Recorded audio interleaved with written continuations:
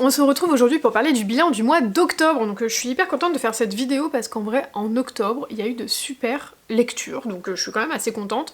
Même si j'ai pas forcément suivi aussi bien que j'aurais voulu ma palle, je vous raconte ça tout de suite. Du coup, si on fait un petit point côté chiffres, le mois d'octobre est pas si mauvais que ça, parce que au mois de septembre, j'avais lu 8 livres des 15 livres que j'avais prévus pour ce mois-ci, donc c'était pas si mal.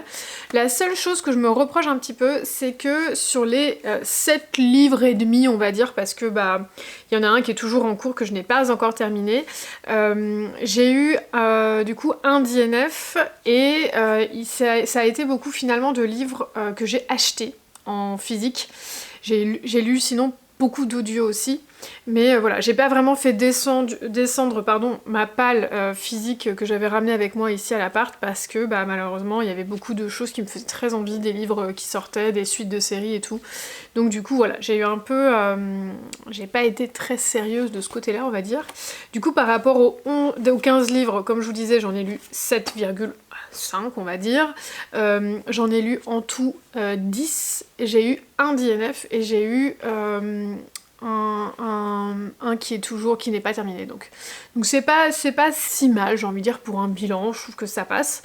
Comme je vous le disais, je suis un petit peu déçue, j'aurais bien aimé par exemple sortir Masters of Death, qui était de Olivier Blake, que je n'ai pas lu. J'aurais bien aimé lire aussi Shield of Sparrows, donc le bouclier des oiselles, mais bon, il est sorti le 30 octobre, donc je pense que c'était un petit peu aussi pas forcément ultra réaliste de l'avoir inclus dans ma palle. Bon bref, je vais vous raconter tout ça, vous allez voir, en fait vous allez vite comprendre ce qui s'est passé. J'ai inclus un livre que je n'étais pas du tout censée inclure parce qu'il n'était pas du tout dans ma palle. Et bah concrètement, ça m'a un petit peu chamboulé mon mois. Je vous raconte tout ça. J'ai commencé mon mois par un livre qui a été vraiment un petit coup de cœur. Si vous avez vu mon vlog qui était sur fin septembre, début octobre, vous avez dû suivre un peu les péripéties puisque je vous racontais ma lecture en direct de ce livre-là. Et franchement, mais tellement une bonne surprise. On va suivre finalement Scylla qui vit dans un monde où la magie est proscrite. Et les gens, c'est un monde hyper brutal, il fait hyper froid, on imagine un peu un truc genre viking dans l'ambiance, vous voyez, et donc les gens comme elle qui ont un petit peu de magie sont traqués, assassinés, etc. et tout. Et si vous voulez, Scylla, elle a vu sa mère se faire tuer, elle sait que voilà, sa famille, il y a un truc qui est pas clair, elle se cache, elle se dit non mais moi je vis ma petite vie tranquille, je fais de mal à personne, donc ça va bien se passer et tout. Sauf qu'un jour, débarquent de nulle part des hommes en fait qui vont l'arrêter, elle et son père, vont assassiner son père, elle va se rendre compte qu'elle n'est pas forcément la personne qu'elle pensait être et elle va devoir s'enfuir. Et sur la route, elle va rencontrer un groupe de mercenaires, en gros, qui s'appelle les Haches Sanglantes, et elle va plus ou moins faire un espèce de marché avec eux pour qu'ils l'emmènent finalement à destination où son père voulait qu'elle aille pour être en sécurité. Donc c'est un peu ça qui va se passer.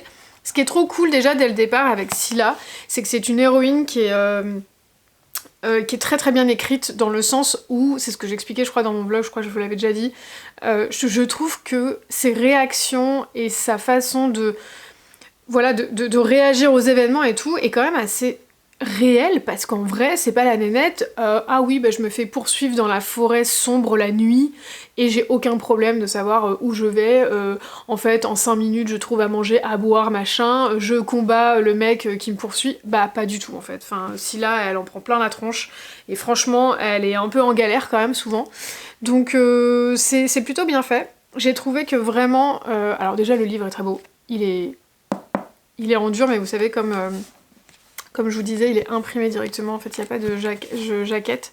J'adore ce genre de livre, parce que je trouve que ça fait vraiment un objet hyper puissant, quoi. Donc très fan de la couverture et tout, enfin vraiment rien à redire de ce côté-là. Le jaspage est un peu flippant, mais très sympa. Et vraiment c'était un très bon livre. Franchement je le mets vraiment dans la même catégorie que les légendes de Tesmar, parce que ça a ce côté un peu... Je sais pas comment dire, c'est pas vraiment de la fantaisie médiévale, mais vous voyez, on est un peu dans un monde comme ça, assez brut, on sent que les gens sont persécutés, ils disent rien, il y a une espèce d'ambiance en fait assez violente et assez menaçante de manière générale en fait, et ça crée du coup un climat de peur qui fait que nos héros en fait souvent ils sont pas empreints de bons sentiments, ils sont quand même assez gris, parce que on sent que c'est un monde où les faibles font pas long feu quoi. Donc franchement moi j'aime bien ce genre d'ambiance parce que j'aime bien voir justement comment on arrive à développer des personnages qui sont un petit peu hors normes, et vraiment je trouve que l'autrice a très très bien réussi dans ce livre là. À nous prendre à fond dans une intrigue qui de base n'est pas forcément la plus originale, oui, tu t'enfuis, t'es pas la personne qu'on pensait, machin, il y a toute une histoire avec la magie, nanana. Bon, c'est quelque chose qu'on a quand même déjà vu. Pour autant, je trouve que elle arrive à nous plonger dedans, on est à fond, on veut savoir ce qui va se passer, on s'ennuie pas une seconde, alors que le livre est quand même assez gros. À la fin, elle nous retourne le cerveau avec tout un tas de rebondissements que... Et pourtant, croyez-moi, j'étais à fond dedans. Franchement, j'avais vraiment pas vu venir l'intégralité des trucs, j'étais là, ah ouais, c'est chaud. Et à la fin, qu'une envie en fait, c'est d'avoir la suite. Donc franchement, je suis très contente, je vais suivre du coup cette série avec beaucoup d'attention, parce que vraiment, coup de cœur pour ce premier tome. On recommence. Le livre suivant, c'est aussi un coup de cœur, il s'agit du coup de Peau d'âme d'Aude Ziegelweiler. Qui est donc a priori une autrice française, donc ça me fait encore plus plaisir parce que du coup tu découvres l'autrice dans sa langue, et de voir que la plume était aussi incroyable et qu'en plus c'était le texte d'origine, franchement je suis ravie. Je suis trop contente de vous parler de ce livre parce que j'ai l'impression que ce livre m'a vraiment permis de mettre le doigt sur le style d'écriture, de lecture que j'aime. En fait j'ai vraiment besoin, je pense, que d'une façon ou d'une autre, il y ait quelque chose dans les livres que je lis qui est attrait au folk, au folklore, à la mythologie, à la magie d'une certaine façon et tout. Et même si je lis pas mal de romances contemporaines, ou parfois qui n'ont... ou des Bridgerton, ou des trucs qui sont un peu différents, en tout cas dans la fantasy, c'est vraiment ce que je vais aller rechercher. J'ai besoin un peu qu'il y ait une histoire en fait qui nous ait pris aux tripes et qui soit empreinte, je sais pas comment vous expliquer exactement, mais un peu comme un conte. Vous savez, quand on lit un conte, on a toujours l'impression qu'on arrive et qu'on est projeté dans quelque chose qui existe depuis bien plus longtemps avant que nous arrivions, vous voyez. On n'est pas dans une fantaisie où il se passe un truc d'un coup, le royaume est comme ci comme ça, mais ça manque un petit peu, vous voyez, de piquant, ça manque d'éléments en fait magiques vraiment très puissants, ou d'histoire, si vous voulez. C'est ça que j'aime beaucoup dans les livres, je pense que c'est ça que j'ai retrouvé aussi dans celui-ci, c'est qu'il y a un côté où les royaumes et tout sont tellement présents depuis longtemps, qu'on a des dieux, qu'on a des religions, qu'on a des histoires que les gens se racontent, le peuple a des croyances, et c'est quelque chose qui vraiment, je trouve, fait tellement la différence dans les livres, quand on a comme créé non seulement un espèce de système de magie, mais qu'en plus de ça, on a rajouté cette surcouche historique au royaume en fait qu'on a créé. Moi je trouve que vraiment c'est absolument incroyable. Évidemment, dans tout ce qui est réécriture de contes un peu sombre comme Peau d'âme, on va être complètement dans ça. Donc ce livre, il m'a vraiment permis d'enfin comprendre ce que j'aimais le plus comme type de livre, et donc rien que pour ça, je remercie l'autrice. En ce qui concerne l'histoire, donc on est vraiment dans une réécriture de Peau d'âne, on va être dans une histoire qui est très sombre, avec un personnage qui est principal, qui est assez détestable, à la limite du détestable, mais à la fois, elle est tellement torturée, cette jeune femme, que du coup, on peut pas vraiment lui en vouloir. Donc elle s'appelle Blanche. C'est une héritière, en fait, d'un royaume un peu particulier, parce qu'en fait, son père a un âne qui, littéralement, défecte de l'or, d'après ce que j'avais compris. Et donc, tout est en or chez lui, enfin il a un côté un peu Midas, vous voyez, il a un peu la côté folie des grandeurs, etc. Tout doit être doré, tout doit être parfait, tout doit lui appartenir en gros. Et en fait, dans son royaume, il y a les territoires du Nord qui commencent un peu à se rebeller, la reine aussi qui est sur place, ça a pas l'air d'être clair ce qui est en train de se passer, mais bon, on sent qu'il y a des dissensions en tout cas dans le royaume, et qu'il était un peu en train de perdre en vitesse, et qu'il pourrait perdre finalement sa place de vrai roi en place, contre qui on ne peut rien faire. Et donc il va décider de marier sa fille aux descendants des territoires du Nord qui sont en train plus ou moins de se rebeller pour faire une alliance. Blanche, elle est complètement abasourdie parce qu'elle pensait être finalement l'héritière de son père et du royaume, et donc de prendre sa place, en fait, après que ce dernier décède, et donc elle est un peu abasourdie par cette histoire-là. Il s'avère que les choses ne se passent pas comme elles auraient dû se passer, la rencontre avec le personnage du Nord là se passe pas très bien, finalement Blanche va un petit peu se rebeller contre son père et tout, bref, c'est le bazar, c'est un peu on va dire, c'est l'échec pendant cette rencontre-là. Blanche va être enfermée par son père, et finalement, il va complètement péter un câble et va décider d'épouser sa fille afin finalement de perpétrer enfin en gros que si vous voulez que la couronne reste bien entre ses mains quoi, et il attend de la part de Blanche de lui donner un héritier mâle qui montera après sur le trône. Donc on est vraiment dans une histoire, si vous voulez, qui est assez sordide. J'ai complètement oublié de faire une recherche sur le conte original, mais en lisant ça, enfin en écoutant ça, je me suis demandé si c'était pas à peu près la même histoire avec l'histoire du père qui va épouser sa fille, parce que ça me disait quelque chose. Donc c'est assez trash, je ne vais pas vous mentir.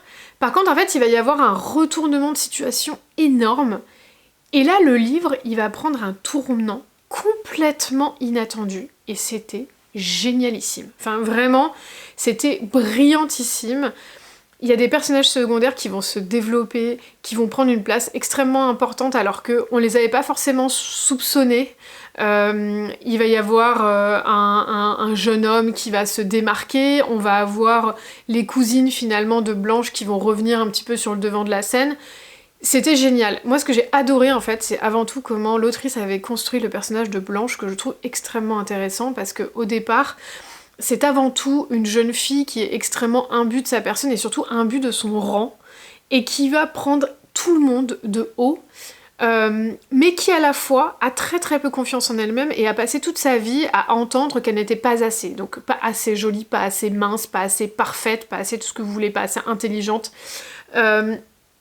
Et donc, elle est, je pense, dans cette espèce de, vous voyez, de méli-mélo d'impression et de pensée qui fait que c'est un personnage qui est beaucoup plus complexe que finalement le côté la jeune héritière, un peu ingénue, qui va devoir épouser quelqu'un.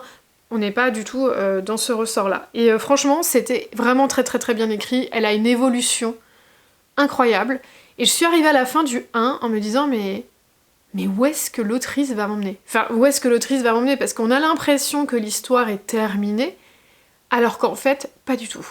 Donc franchement, je vous conseille 1000 fois, si vous avez hésité à lire ce livre, parce que vous vous êtes dit « Oh non, mais ça va être trop con, ça va être trop jeune, ça va être trop je ne sais quoi », moi, c'est-à-dire que c'est un livre que je vais acheter en physique parce que je veux la voir. Déjà, je veux voir les illustrations parce qu'apparemment l'autrice dessine aussi. Il y a des illustrations de sa part qui sont dans le livre, donc ça, j'ai trop hâte de les voir. Et vraiment, j'ai besoin d'avoir ce livre parce que je sais qu'un jour, j'ai envie de le relire et en fait de repasser du temps avec ces mots tellement c'était beau quoi. Voilà, tout est dit, c'était un énorme coup de cœur. Ensuite, je passe très brièvement sur For the Wolf de Hannah Whitten. Alors, que j'ai DNF, en fait, après quelques heures d'écoute, parce que j'arrivais absolument pas à connecter avec les personnages. Donc vous allez rire, parce que si vous voulez, on est dans une réécriture du Petit Chaperon Rouge, plus ou moins. Donc on est sur une histoire où, voilà, quand on est une deuxième née dans une famille, on doit être plus ou moins sacrifié à la forêt et aux dieux de la forêt, notamment aux loups, pour que voilà, tout le monde puisse continuer à vivre en harmonie avec les dieux. Donc bon, pourquoi pas, j'ai envie de vous dire. Sauf que le personnage principal, finalement un peu comme Podam, est décrite et est écrite en tout cas comme étant un personnage vraiment détestable, sauf que elle l'est vraiment. Enfin, c'est-à-dire que vraiment, je l'ai trouvée antipathique. Et c'est-à-dire qu'en fait, elle allait dans la forêt, j'étais là, vas-y meuf. Enfin, vraiment, go.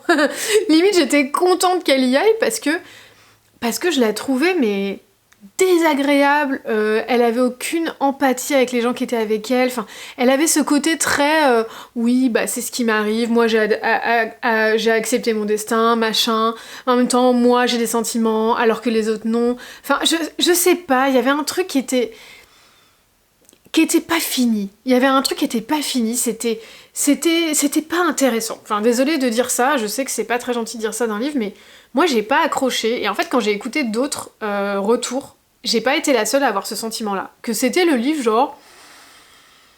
Voilà, on vous a raconté un truc, mais par contre on n'a pas essayé de vous faire vivre le truc. Et donc du coup, bah, y a aucun attachement émotionnel envers l'histoire, et donc on n'est pas plus investi que ça. Et donc si vous voulez, elle va aller dans la forêt, bon, et bien évidemment elle va se rendre compte que c'est pas du tout l'histoire qu'on se faisait, elle va rencontrer un gars, qui lui est là depuis longtemps, qui cherche un peu à mettre fin à une malédiction et tout. Mais si vous voulez, enfin, vous voyez la façon dont je vous en parle, c'est exactement ce que je ressentais. J'étais là, ok, t'as rencontré un type, ok, il a l'air sympa, ok, tout était...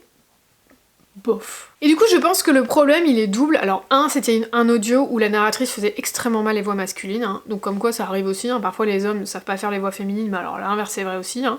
Donc ça franchement c'était rédhibitoire parce que du coup le mec il avait pas du tout une voix qui me transcendait, donc il avait beau dire des trucs qui étaient censés genre être un peu charmeurs, j'étais là bah en fait non. Donc déjà ça c'était un premier point, et je pense peut-être que l'erreur a été de l'écouter après Peau d'âme, parce que finalement peut-être que les sujets étaient trop proches, que du coup la comparaison elle était à portée de main, et que malheureusement le livre ne soutenait pas la comparaison avec Peau d'âme. Donc voilà, donc écoutez, moi c'est un livre que malheureusement je ne vous conseille pas. C'est très dommage parce qu'il est sorti dans une édition qui est absolument sublimissime, mais si vous devez faire un choix, préférez Peau d'âme. Ensuite j'ai écouté Rose in Chains de Julie Soto, qui est donc une dark romantasy. Alors je vais raconter ça parce que alors, moi j'étais là, attends, dark romantasy, enfin de quoi on parle en fait, qui se veut être une espèce de fanfiction Dramion, donc Draco Malfoy et Hermione Granger. Pourquoi pas. Et je l'ai bouffé en 24 heures. Donc voilà, hein, on va pas passer par quatre chemins. Clairement j'ai beaucoup aimé, j'ai mis 5 étoiles, j'ai pas mis coup de cœur, parce que pour moi ce livre il a quand même des défauts, et pas qu'un peu, mais c'est ultra addictif, vraiment ultra addictif. Donc je vous raconte, on est dans un monde où finalement il y a eu une guerre et les gentils ont perdu. Donc il y a... alors je crois que c'est une nana, je sais plus parce que je confonds tout le temps maintenant avec l'autre livre que j'ai lu après. Je crois que c'est une nana qui a pris le pouvoir, ou un type... Oh, je sais plus, je suis désolée.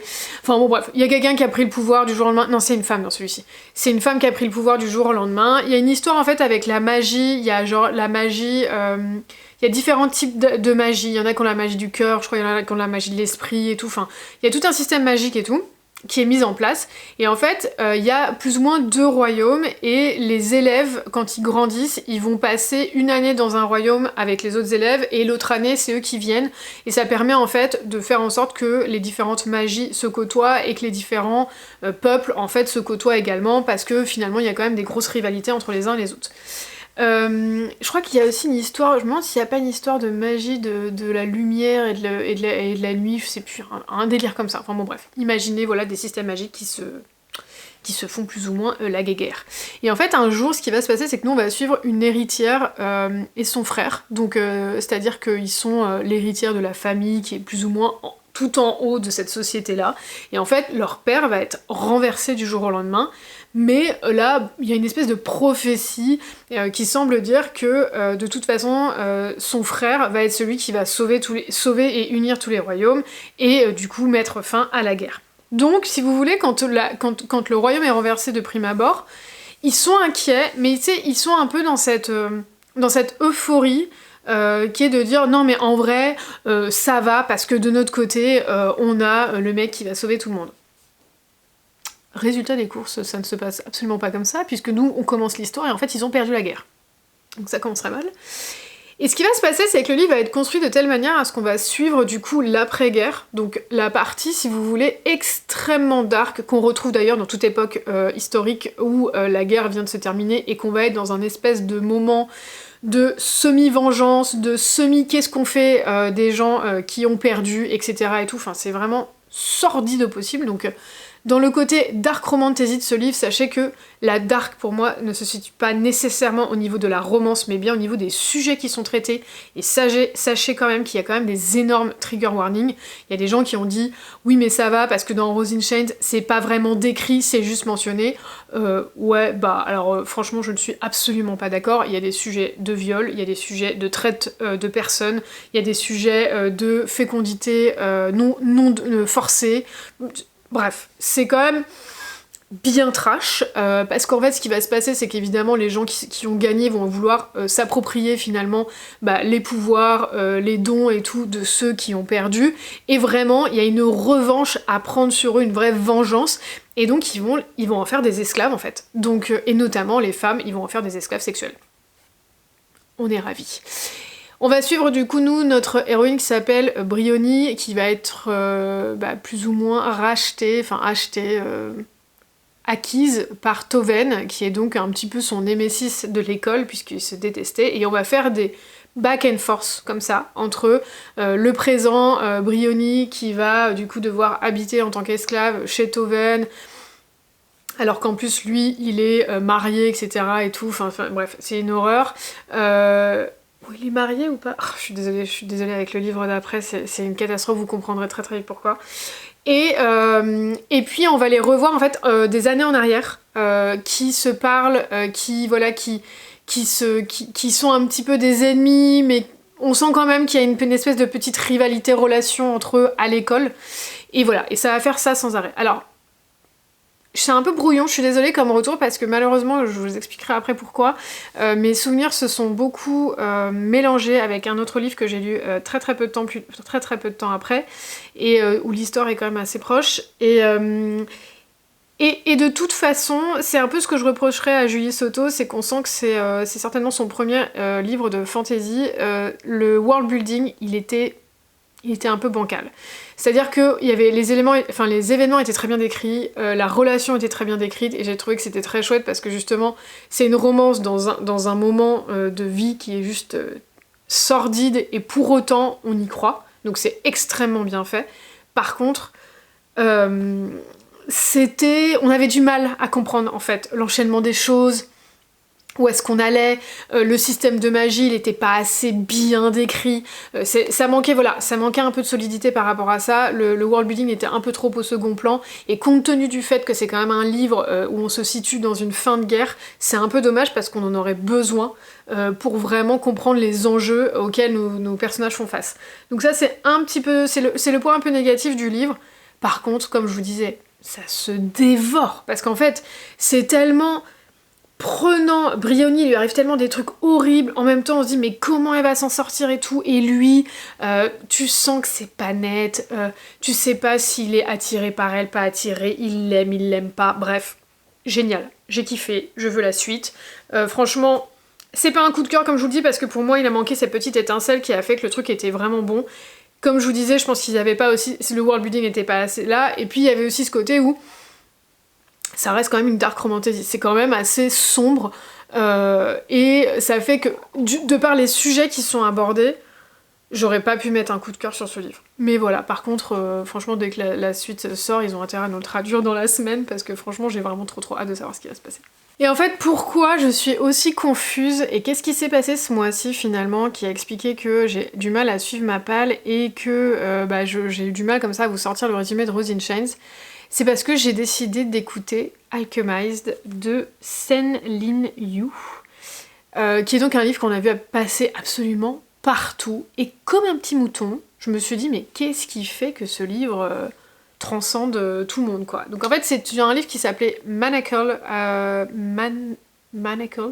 ouais je crois, avant, qui avait une couverture qui laissait vraiment supposer que c'était comme une réécriture de La Servante écarlate.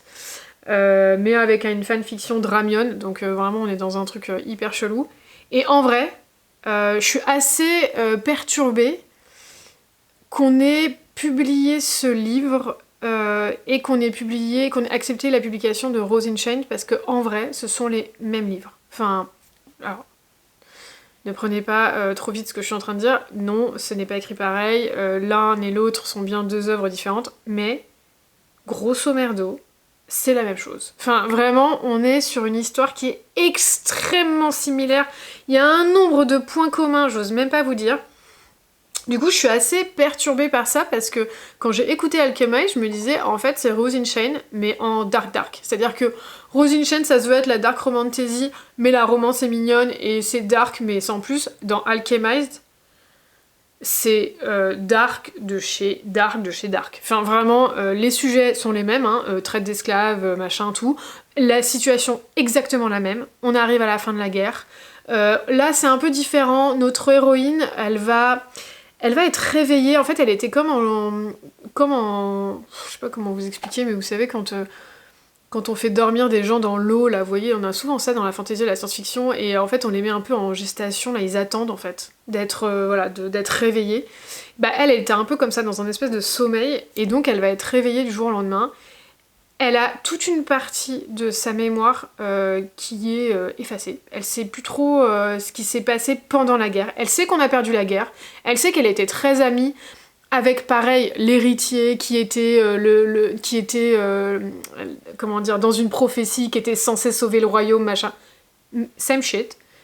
Elle sait qu'elle était amie avec l'université, elle sait qu'elle était dans son camp et tout, elle sait qu'ils ont perdu, par contre, elle sait pas ce qui s'est passé au milieu. Et donc forcément ça va un peu titiller les méchants qui vont se dire attends mais cocotte, tu dois avoir plein d'infos en fait sur la résistance, machin et tout, donc il va falloir qu'on décrypte tout ça, et elle va être confiée du coup à un homme qui a un poste extrêmement haut placé dans cette nouvelle hiérarchie du coup hyper sanguinaire et violente, et bah il s'avère que c'est un de ses anciens collègues de l'université, donc c'est vraiment la même histoire, et donc, du coup j'étais un peu là genre ah ouais c'est chaud quand même, enfin je veux dire qu'on ait des histoires qui se ressemblent, mais là copier-coller, enfin vraiment j'avais là, alors je sais pas qui à copier l'autre, ou si c'est vraiment une synchronicité et les deux autrices ont écrit leur truc sans jamais savoir, aucune idée. Mais du coup c'est quand même assez perturbant j'ai trouvé, parce que on se dit quand même bon bah ok c'est le même livre, est-ce bien normal? Donc écoutez, pour vous dire un petit peu ce que j'en ai pensé, parce que pourquoi j'ai pas lu toute ma balle, parce qu'en fait ce livre il fait 40 heures. Donc juste pour vous donner une idée, je crois que le premier tome du Seigneur des Anneaux il fait 26 heures, je crois un truc comme ça. Donc bon, c'est costaud. Le livre, je crois qu'en physique, il fait 925 pages, un truc comme ça. Donc j'étais là, dans quoi me suis-je lancée?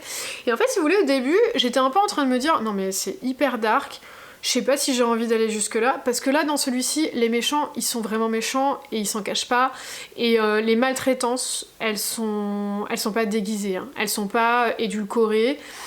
Donc si déjà, Rose in Chains, en termes de trigger warning, vous dites, c'est mort, c'est pas pour moi, Alchemize, c'est même pas la peine d'y aller. Enfin, vraiment, c'est la version... C'est comme si on avait fait la version un peu pour adultes, vous voyez, de Rose in Chains, et qu'on avait vraiment... qu'on avait ouvert toutes les portes, vous voyez, du sordide en grand, et qu'on avait la vue dessus, et que c'était présenté de façon hyper brute. Alors après, ça fait que c'est un livre qui vous laisse une impression extrêmement forte. Enfin, moi, je sais que j'y ai pensé des jours et des jours et des jours après avoir terminé ma lecture, tellement il m'a marqué, ce bouquin. Parce que, au final, j'ai l'impression qu'on a voulu nous raconter un peu 2 à 3 histoires dans ce livre. Et c'est pas plus mal parce que ça en fait un livre hyper intéressant. Mais aussi parce que, franchement, ils prennent cher, quoi. Les personnages, ils prennent vraiment très cher. Donc voilà, j'ai kiffé. Franchement, je lui ai mis, je sais plus, 4,5 sur 5. Je dirais que ce qui était un petit peu dommage, c'est que le livre, en fait, si vous voulez, il vous met tout de suite, il n'y a pas trop de back and forth, il vous met dans le mood d'aujourd'hui, donc vous allez être dans cette espèce de nouvel état qui est absolument sordide et tout machin, et en même temps on commence à comprendre que finalement l'état d'avant c'était pas non plus des gentils, enfin bref, il y a plein de choses qui se passent, et au bout d'un moment, on va être dans le passé, pendant des chapitres et des chapitres et des chapitres, et en fait on va se souvenir avec notre personnage principal de ce qui s'est passé pendant la guerre. Et si vous voulez, pendant toute cette période-là, moi j'avais qu'une envie, c'était de revenir au présent, parce que évidemment il y a plein de choses qu'on expliquait, donc du coup je me disais ah mais du coup ça explique ça explique ci, ça explique ça. Ça aurait peut-être été bien finalement que toute cette partie qui était au milieu du roman, qui faisait un peu ventre mou, soit plus intercalée dans les chapitres, parce que c'est vrai qu'au bout d'un moment, le livre il fait long. Il fait vraiment long. Après il y a une 3e partie où on revient dans le présent. Et là du coup on est à nouveau à fond, on va savoir comment ça va se terminer et tout. Donc du coup je l'ai bien dévoré. Mais il y avait quand même une partie au milieu où il y avait quand même 300-400 pages. c'était quand même assez longué. J'ai beaucoup aimé la fin aussi, c'est un sujet dont on parle pas très souvent, parce qu'évidemment l'idée c'est pas quand même de spoiler les livres, pardon, et notamment la fin. Mais là j'ai beaucoup aimé, je voulais juste le mentionner, parce que si à un moment donné, voilà, vous êtes perdu dans le ventre mou de ce livre et que vous savez pas si vous avez envie d'aller jusqu'au bout, allez jusqu'au bout, parce que je trouve que l'autrice l'a bien fait. Et du coup, c'était sympa en fait de vraiment avoir l'histoire au complet, parce que c'est vraiment un one-shot. C'est toute son histoire est vraiment racontée comme ça en 1000 pages. Et ça vaut la peine. Donc moi, je vous conseille d'aller jusqu'au bout. En tout cas, voilà, sachez quand même que c'est un livre qui laisse pas indifférent, qui marque vraiment. Et pour autant, j'arrive toujours pas à comprendre comment on a pu sortir de livres aussi similaires. Mais voilà, en tout cas, je serais assez curieuse de voir ce que va nous proposer cette autrice par la suite, parce que bah, là c'était vraiment très Servante écarlate et Dramion, mais on sent quand même que c'est une autrice qui, pour le coup, a vraiment en a sous la pédale et va vraiment pouvoir nous sortir des univers assez riches, parce que contrairement à Julie Soto, moi j'ai trouvé que là le world building il était quand même assez costaud, mine de rien. Il y avait peut-être des éléments au niveau de l'alchimie qui manquaient un petit peu qui auraient pu être un peu peaufinés pour qu'on comprenne un petit peu mieux, mais de manière générale c'est quand même assez bien construit. On a vraiment ce sentiment d'être en guerre, en après-guerre, dans ces ambiances-là, c'est très bien fait. Donc bah, j'ai hâte de voir ce qu'elle pourrait nous sortir si elle continue à écrire des livres, puisqu'a priori bah, c'était une auto-édition d'un truc, je crois qu'elle avait écrit comme ça sur Wattpad ou je sais pas trop. Donc à suivre. Bon, ensuite dans un ton un petit peu plus léger, j'ai lu et j'ai terminé, bah non, parce qu'en fait c'est le tome 2 d'une série, donc j'ai lu A Touch of Poison de Claire Sager, qui est donc la suite de Kiss of Iron, où on suivait une jeune femme qui s'appelle Kat, qui en fait était bandit de grand chemin et se retrouve propulsée à la cour à devoir devenir une espionne et donc espionner un homme qui s'appelle Bastien. C'est ça, Bastien, qui est donc un envoyé de la cour des Fae, et en fait la reine du royaume de Kat veut épouser quelqu'un, et donc les Fae envoient une délégation, et il y a Bastien, et donc finalement le maître espion de la reine lui demande d'enquêter pour vérifier que le prétendant ne va pas porter atteinte au royaume humain. Donc elle se retrouve un peu dans ce bazar en se disant mais qu'est-ce que j'ai fait, comment suis-je arrivée sur cette galère, et là on suit le 2 où l'histoire prend une toute autre direction. C'est un livre que j'ai beaucoup aimé, j'ai trouvé que la relation s'était très bien développée, que c'était très beau, j'ai trouvé que le personnage de Kat et de Bastien, alors déjà Bastien on en savait beaucoup plus sur lui, donc ça c'était très cool parce qu'on avait son point de vue. Je suis pas sûre qu'on l'avait dans le 1, j'ai eu un doute, j'ai pas réussi à me souvenir, et comme j'ai pas le livre je saurais pas vous dire. Mais là, pour le coup, on avait son point de vue et je trouve qu'on passait beaucoup plus de temps avec lui. On découvrait aussi la cité où lui vit et un petit peu plus autour de l'histoire de sa cité, des Fae et tout. Et c'est assez chouette. C'est pareil, il y a quand même une espèce de petite mythologie qui se crée et tout. Donc c'est assez sympa avec des choses qui se sont passées dans d'anciennes guerres, avec finalement comment lui est parvenu à un poste aussi élevé dans sa cité. Il y a toute l'histoire avec une espèce de... Parce qu'en fait, dans leur cité d'elfes, enfin de Fae, c'est Ténébris Luminis, je crois, et en fait chaque roi règne sur une partie de la journée. Donc la reine, elle règne pendant toute la nuit, et le roi, il règne pendant toute la journée. Et chacun échange comme ça, et donc les deux peuples vivent ensemble, mais voilà, à un moment donné, l'un est plus représenté que l'autre. Bref, c'était hyper intéressant. Enfin, moi j'ai trouvé qu'on avait plein d'éléments qui faisaient que l'histoire prenait vraiment en solidité, que leur relation était cool, qu'on avait plus de personnages secondaires auxquels on s'attachait. Enfin, franchement, trop bien. Vraiment, c'est une chouette série. Je suis trop contente de l'avoir découverte et je lirai la suite avec grand plaisir. Après, je suis un petit peu... le petit truc qui me fait peur, c'est... Je sais pas trop où est-ce qu'elle nous emmène, l'autrice. J'ai à peu près une idée, mais je me dis... parce qu'il me semble que c'est qu'une trilogie. Je crois qu'il y en a pas 3, 4, 5. Et je me dis, est-ce que tu vas réellement réussir à bien tout clôturer avec un seul tome ? Franchement, je suis curieuse, donc on verra la suite, mais si vous n'avez pas commencé encore cette série, franchement, allez-y. Et sachez que le smut, c'est ce que je disais dans le... Oh là là, le jaspage, il est d'une beauté. Enfin, excusez-moi, je regarde ça depuis tout à l'heure, en plus c'est pareil à l'intérieur, les trucs sont trop beaux. Pour ceux qui vous disent qu'il y a énormément de smut et que c'est pas justifié, moi j'ai pas compris. Moi j'ai trouvé que dans le 1 c'était parfaitement justifié, dans le 2 c'est extrêmement bien fait, donc vraiment, lisez-le, 5 sur 5. Ensuite j'ai lu un truc qui a été évidemment un 5 sur 5, voire un coup de cœur. Je pense que c'est un coup de cœur, je vous en ai beaucoup parlé dans mes vlogs parce que j'ai fait toute une illustration autour de ce livre. Il s'agit du coup du Chevalier de la Phalène de Rachel Gillig, c'est celle qui avait écrit Une fenêtre sur les ténèbres. J'en attendais tellement de ce bouquin, du coup il y avait toutes les chances pour que je sois déçue, parce que en fait j'aurais très bien pu me dire oh là là, bah en fait c'est pas du tout comme Une fenêtre sur les ténèbres, j'aime pas et tout, et en fait non, c'était juste trop bien. Enfin, dans cette histoire on va suivre du coup un royaume qui est très particulier, où finalement il y a... oh là là, c'est pareil, là c'est toute une mythologie qu'elle a construite. Il y a... Je vais essayer de vous raconter un truc qui fait un peu du sens. Il y a une cathédrale, au sein de laquelle il y a 6... on va les appeler des saintes, voilà, qui sont noyées, et quand elles se noient, elles ont des visions, et donc elles peuvent donner l'avenir et dire aux gens s'ils vont être chanceux, malchanceux, etc. Dans leurs projets. On va dire que c'est à peu près ça. C'est évidemment une cathédrale où elles ne sont pas toutes seules, hein. Elles sont surveillées par une espèce de... comment dire, je ne sais pas, de sœurs, on va dire, et tout un tas de gargouilles qui sont vivantes. Alors vous voyez, c'est quand même assez particulier, quoi.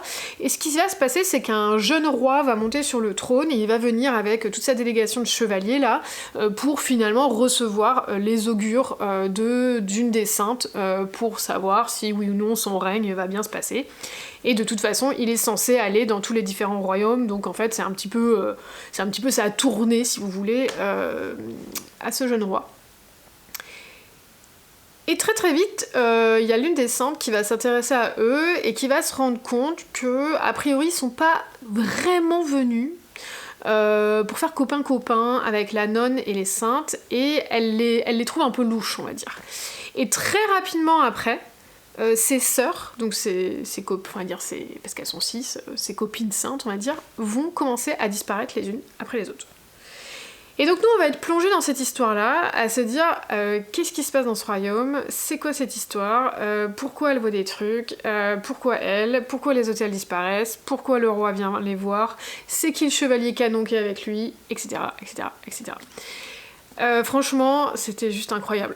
Vraiment, je trouve que Rachel Gillig elle a cette capacité à vous construire des univers qui sont mais envoûtants, empreints de magie, empreints de contes, enfin c'est vraiment incroyable. Donc franchement, lisez-le. Moi j'ai adoré. Je pense que c'est le genre de livre où ils font plonger tête baissée, c'est un peu comme Une fenêtre sur les ténèbres. C'est-à-dire qu'au début, vous allez vous sentir assailli par le nombre de choses en fait qui vous entourent dans ce récit-là, et vous êtes un peu perturbé, et très vite, vous allez plus avoir aucune envie de sortir de l'univers. Là, j'ai hâte parce que, compte tenu de la fin, qui en vrai, et je pense que c'est pour ça que j'avais mis 5 sur 5 et que j'avais pas mis coup de cœur, je pense que en vrai, on n'est pas allé encore assez loin sur l'aspect horrifique, envoûtant, mythologique et toute cette histoire-là. Je pense que c'était réglé un petit peu rapidement, et que concrètement on sent que l'autrice elle va prendre une autre direction dans la suite, et c'est très intéressant, mais je pense qu'on aurait pu tirer ce fil-là un petit peu plus. Là pour le coup, pour une fois, j'ai trouvé que c'était une résolution un peu rapide, et pour le coup je trouve aussi que on voit quand même venir à la fin. Enfin, moi j'ai pas eu de plot twist en me disant « Oh, waouh, c'est ça qui se passe !» Non, pour le coup j'ai même été plutôt surprise que ça se termine aussi bien, entre guillemets. J'étais là, ah ok, d'accord, très bien, c'est fini, ah ok, d'accord. Ça m'a paru, je sais pas, ça m'a paru un chouïa facile, si vous voulez. Alors peut-être que je vais être surprise dans le 2 et qu'en fait elle va nous dresser, enfin elle va nous faire revenir des éléments et tout du 1, je sais pas encore, je sais pas trop, mais c'est vrai que ouais, je me suis dit bon ok d'accord, ça finit comme ça, très bien, bon on va voir. Donc voilà, la fin m'a laissé perplexe comme vous l'aurez compris, mais pour autant j'ai très hâte de voir ce qu'elle va nous proposer, et l'histoire d'amour est très belle, et moi ma citation du mois venait d'ailleurs de ce livre que je ne vous ai pas donné, je vous la donne tout de suite. J'avais noté: nous nous tenions debout, yeux dans les yeux, en un parfait équilibre, lui nu dans sa surprise, moi dans ma vulnérabilité, tous deux dans le désir qui nous unissait. Je trouve ça très très beau. J'ai trouvé que c'était très beau de décrire une scène aussi intime de façon aussi lyrique, donc voilà. C'est tout du coup pour The Night and the Moth. Le Chevalier et la Phalène, pardon. Je ne crois pas qu'elle ait déjà écrit la suite en anglais, donc je ne sais pas du tout quand est-ce qu'on va pouvoir la voir en français, et c'est bien dommage parce que comme je vous le disais, à la fin, on a quand même vraiment très très hâte de savoir ce qui va se passer. Sachez aussi dedans qu'il y a un personnage secondaire qui est une gargouille qui parle et qui est extrêmement drôle, donc rien que pour ça, ça vaut le coup que vous jetiez un œil à ce livre. Et bien on avance les amis parce que on en dit des choses. Ensuite j'ai lu Les carnets de Lady Rebecca de Felicia Kingsley qui était très mignon. C'est l'histoire du coup de Rebecca qui est donc une égyptologue qui va se retrouver propulsée à l'ère victorienne où elle va devoir enquêter sur la mort de sa meilleure amie qui aurait été retrouvée embaumée comme une momie, donc très sympathique. C'était super mignon. À vrai dire, au début j'étais un petit peu déçue parce que le livre m'emmenait pas du tout là où je pensais, parce que comme c'était une égyptologue, je me suis dit ah bah forcément on va retourner dans les années 1800-1900, on va aller faire la découverte de pyramides et tout. Absolument pas. Donc non, elle va vraiment être, je crois que c'est à Londres, elle va vraiment rester à Londres et elle va s'occuper du coup de de lever le voile en fait sur le mystère de la mort de sa meilleure amie qui se trouve à l'époque. Et en fait c'était très chouette, il y a toute une histoire d'amour qui va se créer justement aussi avec forcément un espèce de capitaine de la marine un petit peu irrévérencieux qui va débarquer au milieu de cette société anglaise bien propre et bien sous tout rapport, et voilà. Et donc ça va être plein de petites péripéties assez drôles parce qu'évidemment elle vient du futur, donc il y a tous ces petits anachronismes et ces petites anecdotes, vous voyez, qu'elle va ramener en fait de sa propre époque. Et franchement non, c'était très sympa, moi j'ai bien aimé, j'ai passé un très bon moment. C'est ce que j'ai dit dans mon vlog, c'est comme un épisode de Bridgerton, c'est-à-dire que c'est frais, c'est mignon, ça s'écoute bien, enfin franchement, après Alchemized, The Night and the Moth, Podam et tout, enfin tous ces trucs un peu dark et tout que j'avais, je pense que c'était le truc un petit peu cucute qui m'a fait du bien, et franchement je vous le recommande si vous l'avez pas encore lu, il est en audio sur Nextory, n'hésitez pas. Après j'ai commencé à lire du coup Vania et le loup, dont je vous ai un peu parlé dans mon vlog, mais je l'ai pas du tout fini. Je sais pas encore comment ça va se passer cette lecture, donc je pense que je vais pas m'apesantir dessus. Sachez que j'aime bien, je suis pas fan, par contre je trouve que vraiment l'univers est hyper intéressant visuellement. Voilà, donc c'est le genre de livre où j'aurais envie d'en sortir une illustration, mais je peux pas vous dire pour l'instant que je suis à fond au point de vous dire que je vous le conseille, donc je vais attendre, je vais essayer de le finir, parce que pour le coup j'aimerais bien le finir celui-ci. Parce que ça, il fait partie de ma palle physique, et il fait partie de ma palle physique très ancienne, mais voilà, pour l'instant je suis pas à fond, donc je le lis un chapitre à la fois, puis on verra un peu ce que ça donne. J'ai encore 3 livres, mais ça va bien se passer. J'ai lu ensuite Enchantra de Kelly Smith, qui était malheureusement une petite déception. Donc comme vous savez, j'avais lu Fantasma en mois de septembre, que j'avais beaucoup aimé, qui était une espèce de réécriture de Caraval, un peu moins bien, mais quand même assez cool, un peu plus smutty et adulte que Caraval, qui est quand même assez young adulte. Et j'avais beaucoup aimé, à tel point que je m'étais dit que j'allais me l'acheter et que du coup j'allais me faire la série en physique. Et bah si vous voulez, là le 2, je me suis dit qu'en fait non. Donc c'est un peu dommage.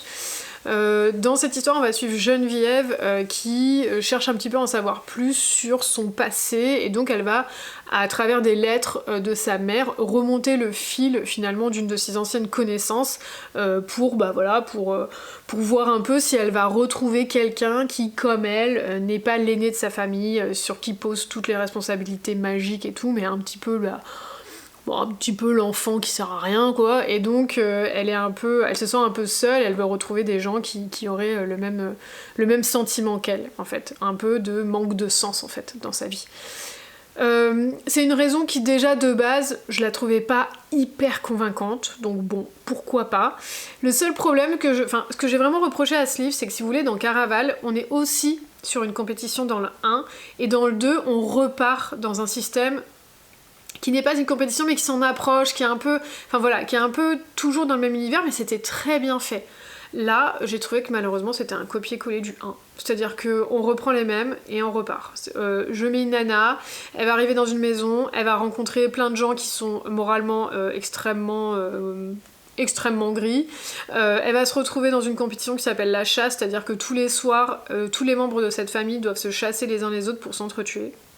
À la fin, il doit en rester qu'un, donc j'étais là genre ok. Et en fait, c'est une famille qui a été maudite parce que leur père était complètement désespéré que leur mère soit malade d'un mal qui était incurable. Et en fait, il a fait un pacte avec un diable et le diable a décidé donc de les maudire et de leur faire cette espèce de jeu macabre qu'ils doivent faire tous les ans jusqu'à la fin des temps. Donc on est là, ok. Et en fait, elle met les pieds dans ça et elle se retrouve à devoir épouser l'un d'entre eux. Et s'il gagne, elle pourra s'échapper. Donc, et ça, je vous raconte ça, je pense que ça se passe dans 1h30 du bouquin sur les 8 à 10 heures du livre. Hein. Donc j'étais là genre, ok, très bien, bah j'ai envie de te dire, ah, balance-nous tout, hein, te gêne pas. Et c'était un peu dommage, parce que si vous voulez, l'histoire en elle-même, c'est-à-dire que la famille en elle-même était très attendrissante, parce qu'ils sont tous horribles, mais bizarrement on s'attache quand même à eux. Mais c'était encore une fois la même chose, c'est-à-dire je suis avec un mec qui m'aide, qui est dangereux, je devrais pas tomber amoureuse de lui, mais en même temps j'ai quand même envie, et lui aussi, et blabla, enfin il y a de l'attirance, etc. Il y a des épreuves toutes les 5 minutes, et c'était redondant. En fait, c'était redondant parce qu'on s'était dit, mais je l'ai déjà lu ce bouquin. Alors, entre Enchantra qui était le même que Fantasma et Alchemist qui était le même que Rose in Shell, moi aussi, je commençais à perdre la tête, me dire, mais c'est pas possible, tu lis 2 fois les mêmes trucs à chaque fois. Donc voilà, donc c'était sympa. Pour le côté fin de family, c'est vraiment ça qui m'a fait rester jusqu'au bout. Mais même le dénouement, je l'ai pas trouvé particulièrement convaincant. J'ai trouvé que ça s'unissait un peu vite, que c'était un peu facile. Bon, voilà. Je sais qu'il va y avoir un 3. Je sais même pas sur qui va être le 3, parce qu'en fait il y avait que 2 sœurs. Donc soit on va être sur l'un des membres de cette famille-là, soit on va essayer quand même de dresser un truc qui n'a rien à voir, parce qu'en fait elle a ouvert plein de portes autour du diable, le vrai quoi. Elle a ouvert des portes autour du fait que le personnage masculin dans le 1 va être traqué, etc. Enfin, il y a plein de trucs comme ça qui sont un petit peu laissés comme ça un peu dans l'air pour voir ce qu'on en fait. Donc soit elle va réunir tout et elle va enfin clôturer tous ces sujets-là et elle va arrêter un peu avec les compétitions. Et dans ce cas-là, ça en fera un bon tome. Sinon, j'espère qu'elle va pas nous sortir 3 fois la même chose quoi. Franchement, on verra bien. Ensuite, j'ai lu La librairie du cinnamon roll de Laurie Gilmore, et comme je vous disais du coup dans mon vlog, franchement j'ai bien aimé, c'était trop mignon. On suit Nolan et Hazel. Donc Hazel en fait elle a une librairie, elle a une vie un peu plan-plan, et elle va se rendre compte qu'il y a des gens qui lui laissent des indices dans des bouquins de sa librairie. Donc en fait il surligne des trucs, il corne des pages et tout, et ça lui lance plus ou moins comme des défis en fait. Et elle se dit comme j'ai bientôt 30 ans, que j'ai une vie un peu moribonde, je vais suivre les défis et comme ça je vais vivre des trucs de dingue jusqu'à mes 30 ans. Alors c'est une cosy romance, hein, donc les trucs de dingue c'est aller dans la grande roue, aller à la plage, on n'est pas non plus dans du... La nana pas partir faire un trek en Amazonie quoi, mais c'était chouchou, franchement c'était chouchou. Du coup Nolan qui est donc un pêcheur dans leur petite communauté là, qui en fait a toujours craqué sur Hazel mais a jamais vraiment osé lui dire, va se retrouver embrigadé dans cette histoire alors qu'il a rien demandé, et tous les deux vont vivre du coup les aventures ensemble et vont bien évidemment tomber amoureux. Franchement c'était vraiment très mignon, c'était tout mignon parce que tous les deux ils ont tellement d'insécurité, ils sont tellement vulnérables et tout, que ensemble c'est trop chouchou. Franchement moi j'ai passé un super moment. C'était pareil, c'était avec tout ce que j'avais lu, je pense que c'était une petite lecture mignonne qui faisait très bien le taf. Et vous voyez, comparativement au 1, j'ai trouvé que l'autrice avait fait un énorme bond. Je trouve que le 1 il était un peu genre je t'écris un téléfilm du samedi là pour M6, et le 2, là ok, je t'ai écrit une cosy romance. Franchement trop cute. Et du coup je suis trop excitée de lire le numéro 3 parce qu'en plus dans le 2 nous est introduit le personnage principal de la ferme des sapins là qui est dans le 3, et je pense qu'il y a moyen qu'on rigole bien. Donc j'ai hâte. Voilà, j'ai mis 4 sur 5, c'est comme Lady Rebecca, c'est pas le truc qui va me laisser un souvenir pendant des années et des années, mais j'ai quand même hâte de découvrir la suite de l'histoire. Et on va finir avec un dernier coup de cœur, il s'agit de L'étrange Noël de Monsieur Klaus. Pareil, je vous en ai beaucoup parlé dans mon vlog parce que vraiment, j'ai trop aimé cette histoire. Comme quoi, c'est dommage parce que quand je l'ai acheté en anglais, je l'ai pas lu tout de suite, j'ai mis du temps et tout, et je sais pas pourquoi, j'arrivais pas à rentrer dedans. Et il a fallu malheureusement qu'il sorte en français, mais en même temps, est-ce qu'on peut se parler du truc? Déjà en anglais il était trop beau, sauf qu'en fait il avait les tranches rouges, mais sinon c'était exactement le même. Et je l'avais trouvé trop beau, hein. J'avais craqué pour la couverture, on va pas se mentir, en anglais. Et je me dis mais t'es trop bête parce qu'en fait c'est exactement le genre de livre que t'aimes et vraiment t'avais craqué pour la couverture et tout, mais t'avais eu du nez parce que c'est vraiment le genre de choses que tu aimes lire, donc j'ai trouvé ça dommage d'avoir mis autant de temps, mais néanmoins je suis très contente d'avoir... Excusez-moi, je suis en train d'halluciner parce qu'en fait je vois qu'il y a un seul cœur sur les 3. Ah, c'est Saxus Romance, ça c'est un cœur sur les 3. Ah ouais, bah 2 Saxus Romance, ça promet, hein. Parce que déjà, moi j'ai trouvé ça bien hot, hein. Bon bah ok, très bien. Donc dans cette histoire, excusez-moi, on suit... donc ça c'est la première parution d'ailleurs de Saxus Romance, du coup la nouvelle section de Saxus qui ne fait que de la romance, donc je suis trop excitée maintenant, j'ai trop envie de lire la suite. J'ai vu qu'il y en avait un autre là qui est sorti, je vous ai dit là sur le Bourbon, mensonge et Bourbon, ou je sais pas quoi. Là on va suivre du coup Nicolas, qui se fait appeler Cole, qui est donc l'héritier du Père Noël, donc de la fête de Noël, et on va suivre X, qui est donc l'héritier de la fête d'Halloween. Et ce qui va se passer, c'est que Cole, c'est un peu le mec qui prend rien au sérieux, qui est un peu insouciant, qui fait que des conneries, et donc qui est tout le temps dans les tabloïds parce que il fout la merde, quoi, en gros. Et un jour, il va vraiment abuser, il va aller dans un bar, il va rencontrer un gars, ils vont avoir un moment, on va dire. Et voilà, c'est tout. Le mec va lui rester en tête, mais finalement il sait pas qui c'était, et basta. Et ce qui va se passer, c'est que 18 mois plus tard, son père va lui dire « Écoute, toi, tes phrases, tes conneries et tout, c'est terminé. Aujourd'hui, Noël, ça va pas aussi bien que tu ne le penses, donc on va faire une alliance avec Pâques, et tu vas épouser Iris, ta pote depuis toujours, qui vient de la fête de Pâques. » Et donc lui, il est là, mais genre, what? En plus... Il est persuadé que son frère est amoureux d'Iris, donc il dit bah en fait non, aucun moyen que je l'épouse, quoi. Elle, on sait pas pourquoi, mais elle est là, oui, bon bah ok, très bien.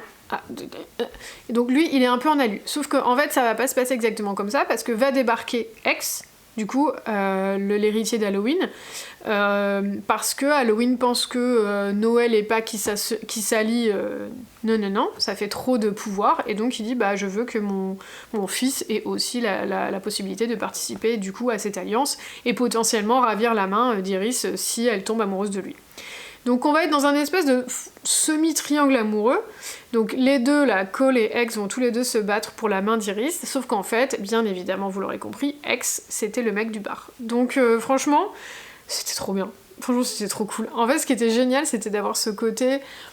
Vous savez, quand Noël devient un peu... alors là, c'est pas, je dirais pas vraiment une entreprise, parce que c'est un royaume et c'est une cité et tout, mais devient un peu quelque chose qui transcende un concept et qui devient très concret, avec des gens qui participent à Noël, avec des gens, vous voyez, qui s'occupent des itinéraires à travers le monde, des gens qui s'occupent de la fabrique de jouets, etc. et tout. Enfin, il y a un truc vraiment... Moi, j'adore ça dans les romances de Noël, quand on nous plonge comme ça dans les coulisses des gens qui créent la fête.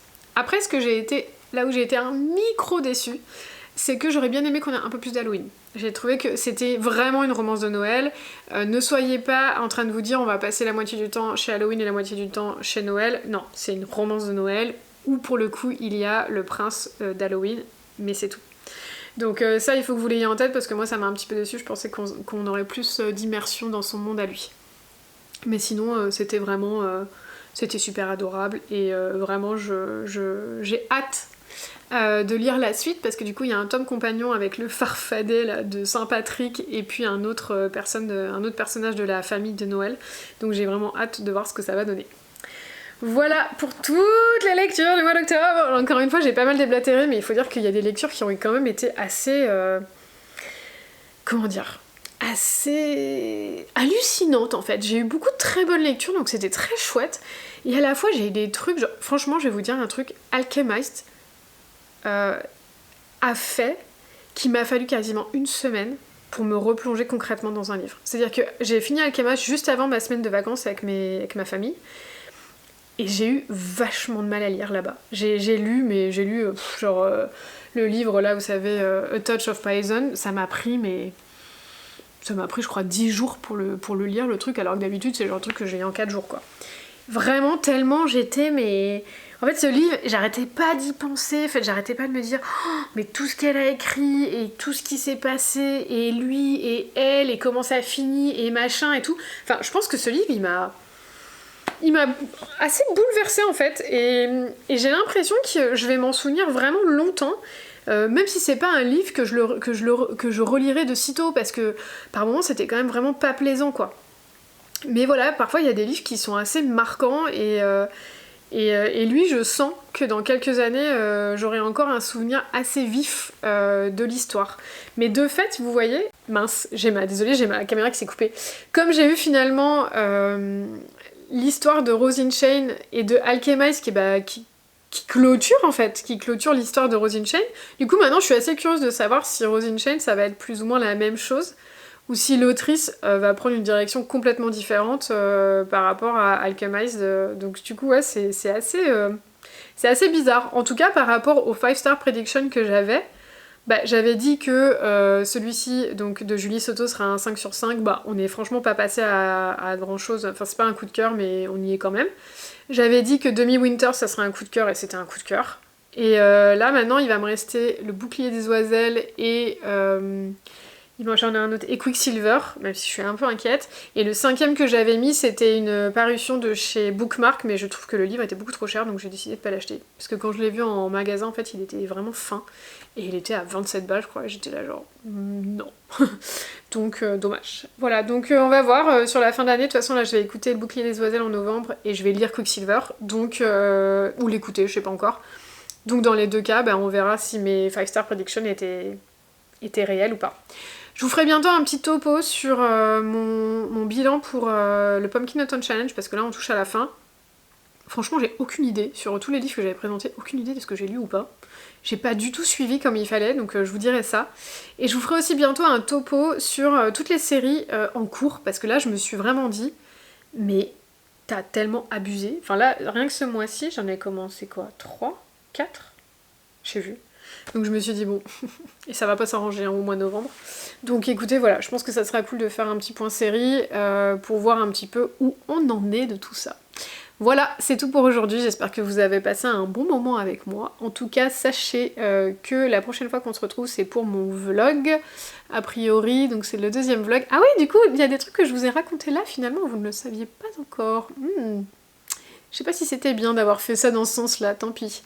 Quoi qu'il en soit, je vous souhaite de passer de merveilleuses lectures. Surtout dites-moi ce que vous avez lu au mois d'octobre qui était trop cool. Et si on a des lectures en commun, ça me fera plaisir. Et si vous ne savez pas quoi me dire, mais que vous avez envie de lâcher quand même un petit commentaire, ce qui est toujours extrêmement accepté, comme les petits pouces. Et oui, croyez-le, l'algorithme de YouTube adore ce genre de choses. Et bah vous pouvez me laisser... Bah laissez-moi un petit emoji animal, voilà, mettez l'animal qui vous fait plaisir, moi j'aime bien, donc ça me va bien. Sur ce, je vous dis à plus tard, et je vous souhaite une très belle semaine, bye bye.